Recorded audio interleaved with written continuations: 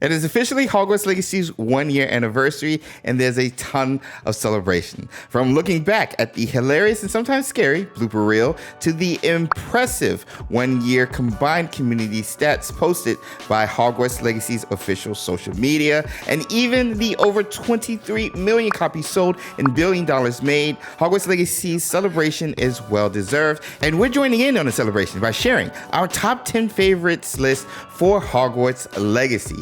Yo, this your boy James over at XpectoGO, bringing you guys the latest and greatest in Hogwarts Legacy content.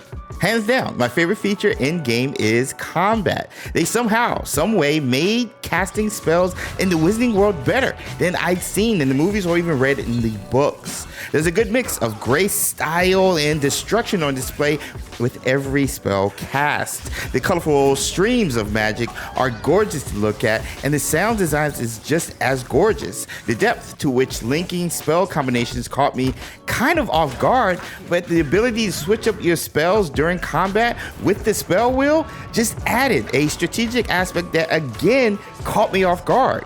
Combat is rewarding, pulling off an Expelliarmus that bounces the opponent's spell right back at him, a ancient magic lightning strike, a perfect Protego that turns into an AoE stun type attack, or even just a simple AK. The spellcasting in the combat feature is amazing, and I didn't even touch on the potions and plants that you can utilize as well, with the cabbages being my personal favorite tool. But bro, combat by far is the best gameplay feature in Hogwarts Legacy, hands down.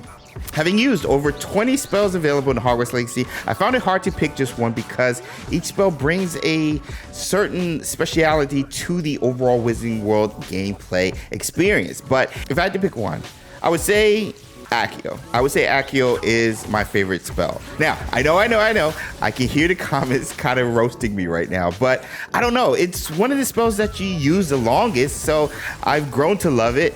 And Accio is just so rewarding, not only in combat, but outside of combat. I love pulling the flying pages from the sky, or pulling those bags in hard to reach places or in the corners.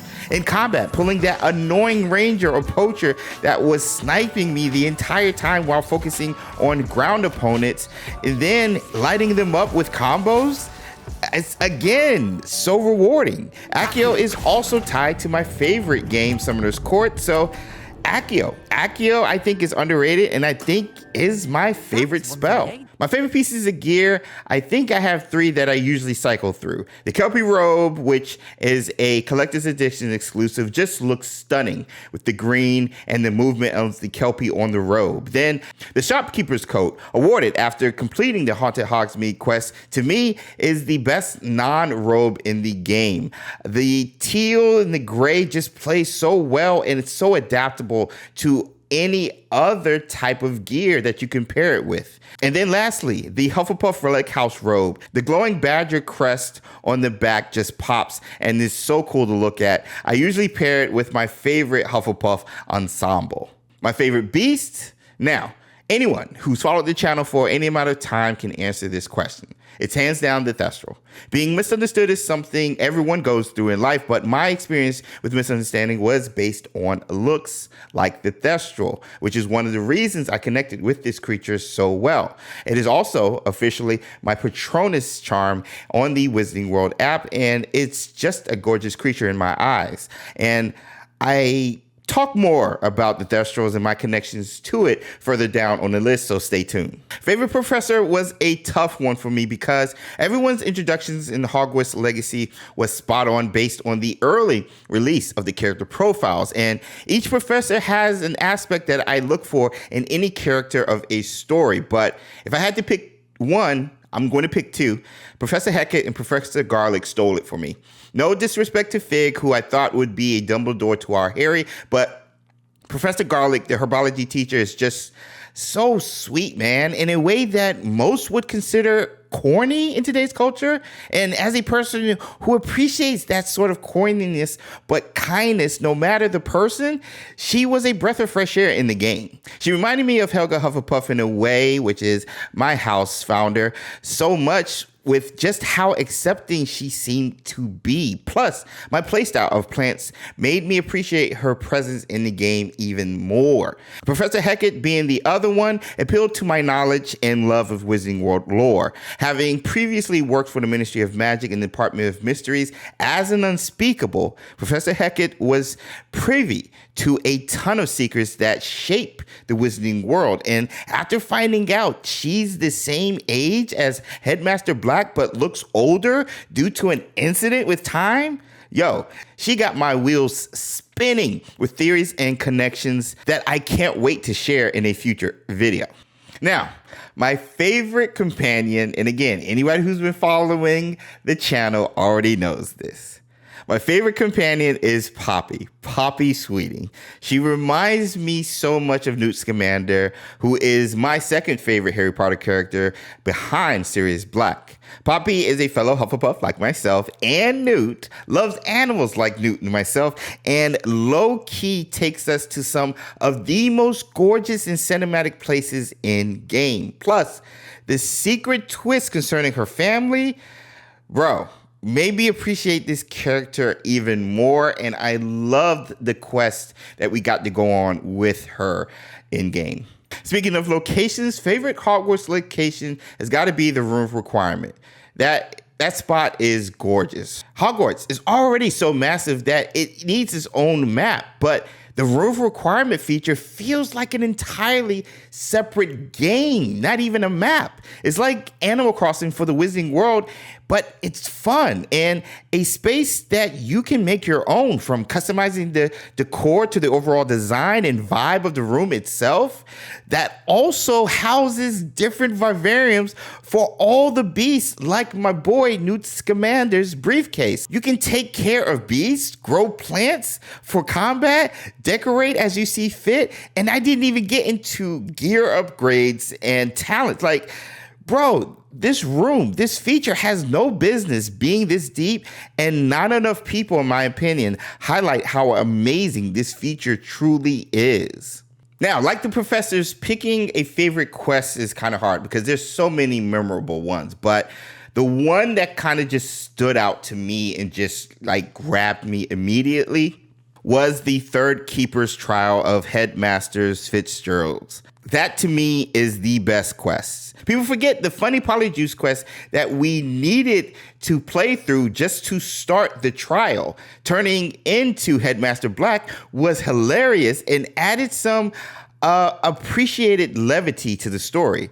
But when you start that trial after getting sucked into the book, yo, the quest was on another level. The art design, genius. Then the freaking Deathly Hallows we had in possession, all three of the Hallows. I got chills. I got emotional. I teared up. Bro, being able to not only see the items, but hold them, use them, like Harry. Again, emotional moments for me as a Harry Potter fan had me feeling like, yo, this quest was the best simply because of the Deathly Hallows and the art design when coming up with this quest. Now, I mentioned earlier the Thestrals being my favorite beast. Well, this also ties into my favorite moment in game that I actually got to share live on our Wizarding Wednesday stream with the community. And here it is. I touched on particularly Thestrals and how you can see them, and then like a little bit into like my growing up and seeing a lot of death, particularly once I saw the Order of the Phoenix and Harry and Luna's connection with the Thestrals. I was hooked immediately. With Thestrals, it just hit different for me, especially knowing all the stuff that Harry went through and was around and didn't even know about it and didn't even deserve to experience all the stuff he experienced, kind of like myself in a way. And for for me to find out that my Patronus was a Thestral was kind of just hit home a little bit.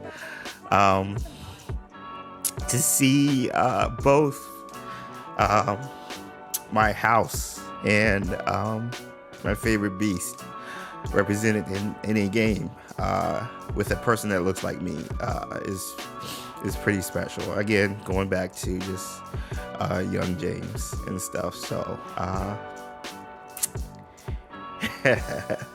yeah, it's pretty cool. Hogwarts Legacy did that. And lastly, after a year later, my favorite thing to do in Hogwarts Legacy still, outside of combat in the battle arena or even enemy camps, is simply flying on my Thestral and watching the sunrise by Hogwarts. Every time I'm struck by the sound mixing, melody, and beauty of this game.